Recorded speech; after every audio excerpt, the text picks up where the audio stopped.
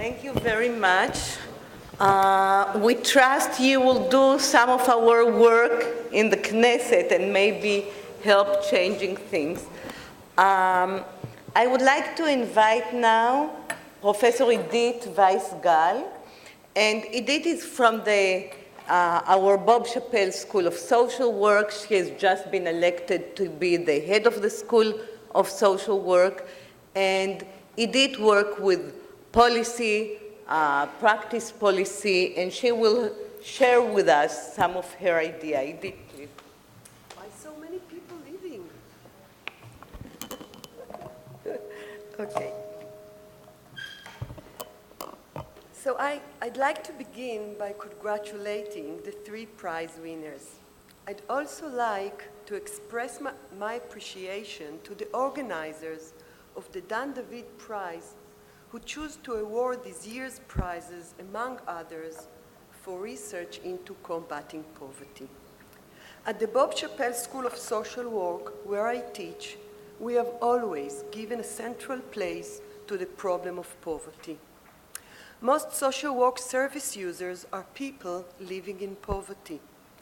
Even though poverty is usually not the immediate reason that they become social work service users, it is very much there, both creating and reinforcing a wide range of personal and social problems. In my talk today, I will address the question, what is the role of street-level professionals, that is, of those who implement social policy by providing direct services in the creation of policies aimed at combating poverty? My focus will be on social workers, but most of the points I will make may also apply to other street-level professionals, such as teachers, doctors, or nurses. I am aware that social workers are often viewed as professionals who help persons to rise out of poverty through individual intervention, or who primarily engage in the implementation of policies. However, I want to argue that social workers may, should, and indeed some already do, play a major role in every stage of the anti-poverty policy formation process. This argument rests on the conviction that the unique combination of social work's professional ethics and the social workers' position as frontline service providers makes social workers essential policy actors. It is also based on a growing body of evidence from empirical research, some of it my own. Whether or not the populations that social workers serve are officially defined as people living in poverty, for all practical purposes, many of social work service users do live in poverty. As a result, almost wherever they work, whether in a local welfare department, probation service, a hospital, a service for children at risk, or a center for the treatment of domestic violence, social workers engage closely with people living in poverty. They thus become highly familiar with life in poverty and with its wide-ranging implications for the individual, the family, and the community. Moreover, since social workers are professionals who implement social policies, they have considerable knowledge of how the policies actually work and whom the policies benefit and whom they do not. They are aware as to whether and how policies are actually implemented and both the positive and negative consequences of these social policies. Neither policymakers themselves, nor academics or the public have this twofold knowledge, both of what it is to live in poverty and of the actual effects of the policies that intended to reduce its detrimental consequences. Broadly speaking, There are three routes by which social workers can influence policy due to their unique position, knowledge, and values. These are involvement in the public discourse, active participation in policy formation processes, and in the course of policy implementation in their daily practice at the point of service delivery. Let me now elaborate on each of these routes. With respect to public discourse, social workers can and should help to create and maintain a public discussion of poverty and of people living in poverty, which is based on understanding of what it means to live in poverty and is free of erroneous generalizations, stereotypes, and victim blaming.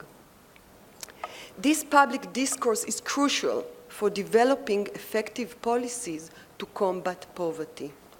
Policymakers, professionals, and bureaucrats, as well as academics and the public in general, know much too little about the day-to-day implications of living in poverty. There is too little knowledge about the day-to-day realities of living in poverty and about how these realities are actually experienced. Similarly, the feelings or the daily struggles of people living in poverty or about how they cope with very limited resources are unacknowledged. Nor are most members of society aware of how people in poverty experience being constantly subjected to judgment, rejection, blame, and social stigma, or what obstacles such treatment puts in the way of their coping with poverty. It is difficult to fully appreciate how people living in poverty often feel ashamed, guilt-ridden, and frustrated. It is hard to fully grasp that living in poverty entails a constant struggle, every day, every hour, not only to survive, but also to preserve one's dignity and self-respect.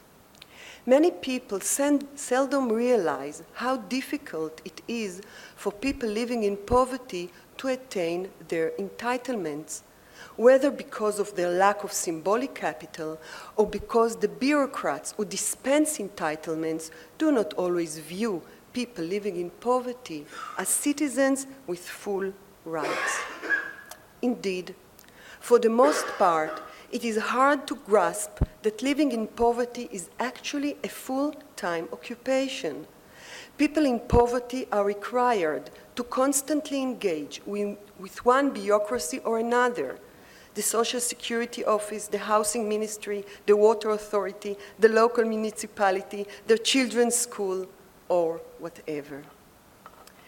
This lack of close knowledge of the daily life of people living in poverty, coupled with the predominant neoliberal ideology, fosters a discourse on poverty that is often characterized by distorted and one-dimensional images.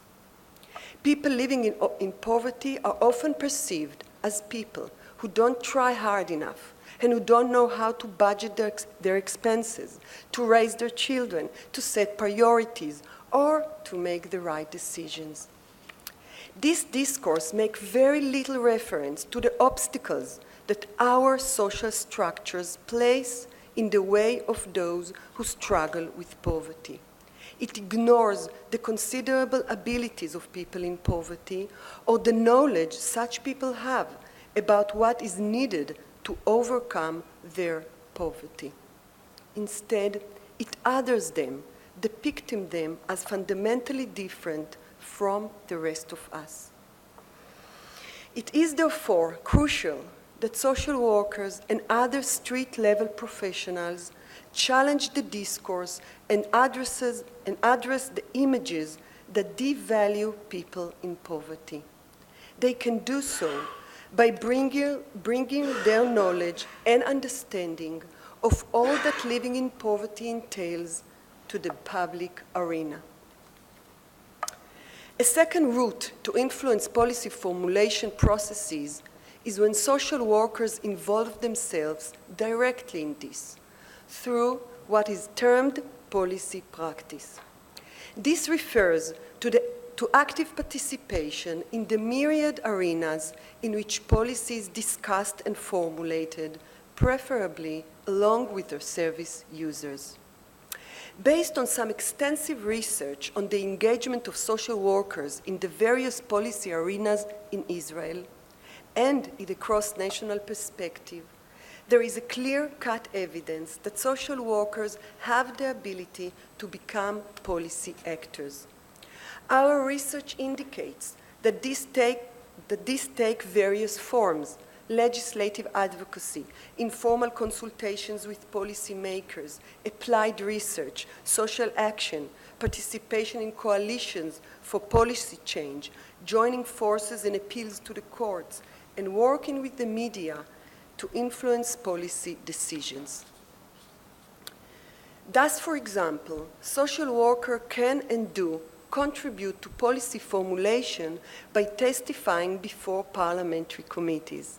So, when such a committee discusses reducing income maintenance benefits, the role of social workers will be to explain what is it like for a family of four to live on income maintenance of 3,400 shekels a month, a sum which constitutes only 30% of the average income in Israel.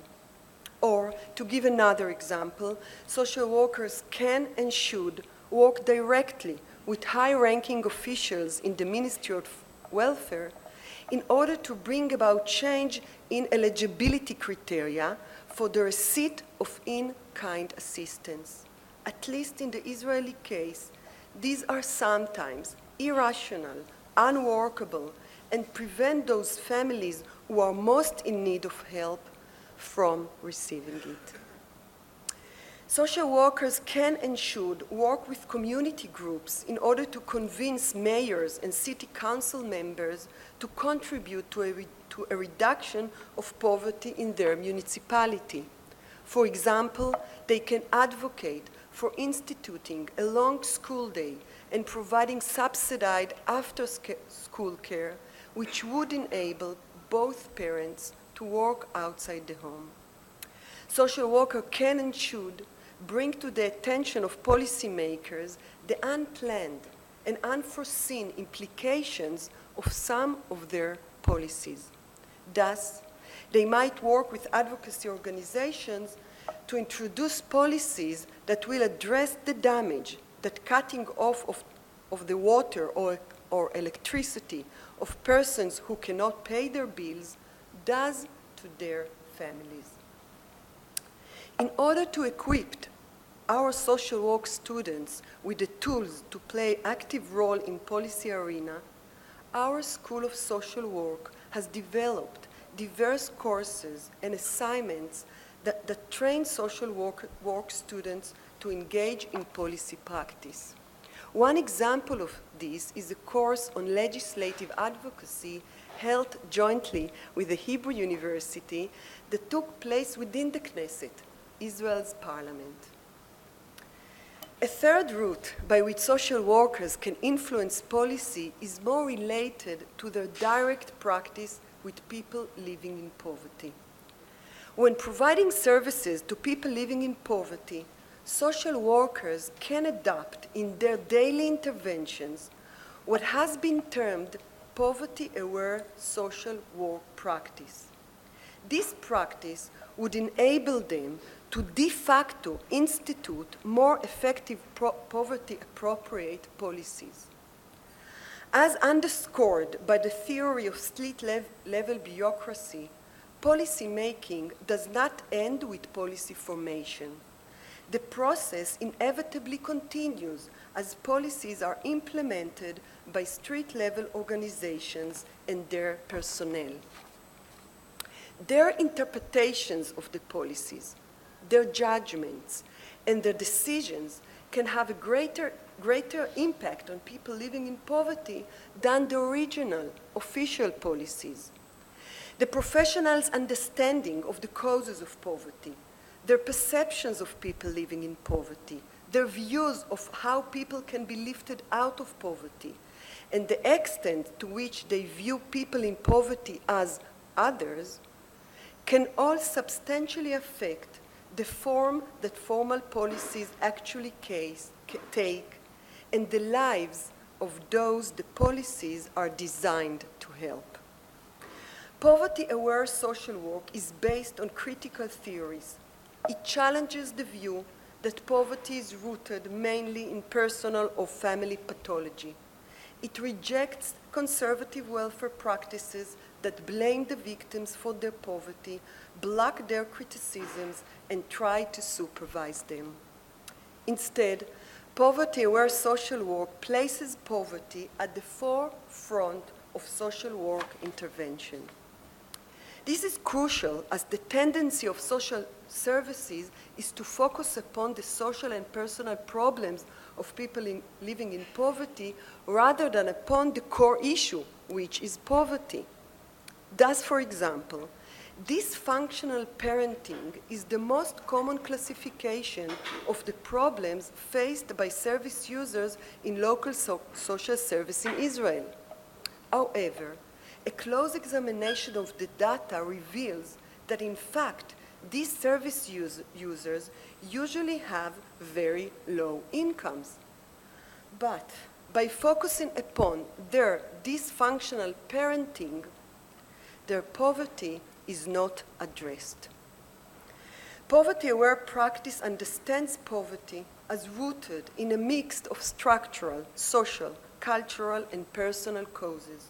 It realizes that poverty itself creates many of the problems from which people living in poverty suffer, including difficulties in parenting, school failure, substance abuse, or delinquency. As a result, poverty-aware practice rejects the view that social workers should help people in poverty only through psychotherapy or parental guidance, and rejects the view that money, income, debts are not social work issues. Along with providing emotional support, which is much needed to deal with the difficulties of living in poverty, the social worker will support the family in its wider, ongoing struggle against poverty. This includes such things as helping family members to access their rights, deal with their debts, and navigate the many bureaucracies in which people living in poverty find themselves caught. Poverty-aware practice aims to create a microcosmos at the center of which is partnership between the social worker and the person living in poverty.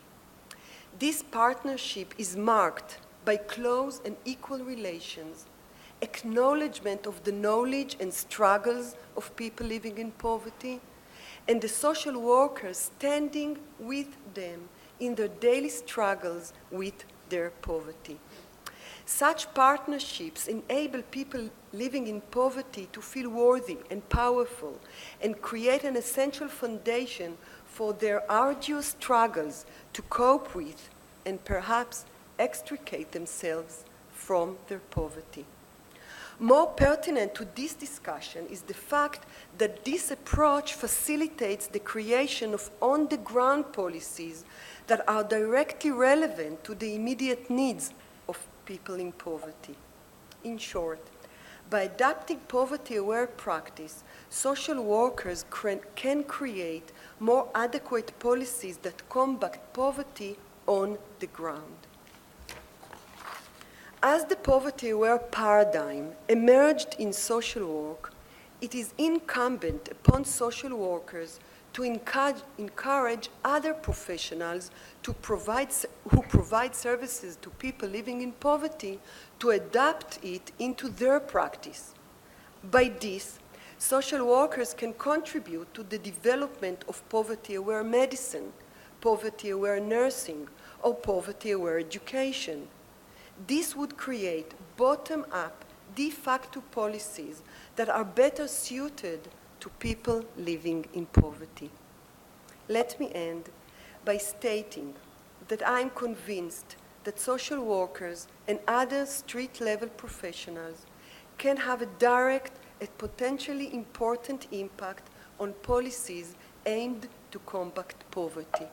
It is crucial that these street-level professionals do not perceive themselves solely as the implementers of policies beyond their control, but understand that the creation of good policies for people living in poverty is in their hands. Thank you.